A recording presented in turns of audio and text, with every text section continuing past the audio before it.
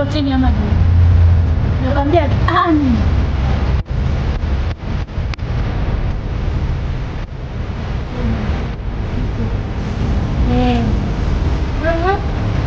Utakushopekia bwanangu nini? Bwanako yuko. Unamfahamu wewe, unamshopekea wewe, unanipenda wewe. Nakupenda. Wewe dada unanifurahisha. Wewe unakufurahisha wewe. Umeniona nikatoka zangu huko, kutoka maji, unaanza kuniambia, "Shusha ndo chini unamshopekea bwanako." Unamfahamu wewe nakwambia. Wewe dada vipi? Mimi bwana sikuelewi. Fadhali huyu hapa, fadhali umekuja. Sikuelewi wewe.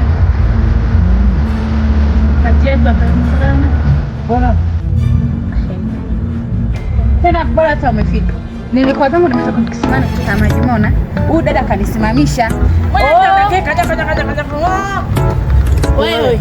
Mimi muda wote nasubiria maji, kumbe unabishana na huyu. Ndio kaniambia, "Shusha ndo lako chini." Anaanza kuniambia, "Kwa nini unashobokea mabwana za watu? Sijui na nini." Ndio namuuliza hapa, "Bwana yupi?" Ndio aniambie. Afisua mbona kama ni kweli. Wewe dada wewe. Afu mkavu, utanicheke. Mume wangu alikuwa mkavu kipindi ananiambia. Mume wangu tena. Wewe baba wewe. Juma. Leo umefahamu sura yangu wewe. Sura hiyo ni ngeni. Yaani siwezi nikaelewa. Wewe nani kwanza? Unakuja tu mimi namsimamia. Kipindi unanitongoza sura yangu yuko hapo hivi. Dada na mambo mengi. Napenda usisikome bana. Wewe bana, acha. Alafu mwambie mimi nitakuja nipamize huko. Usimonyeshe hapo na.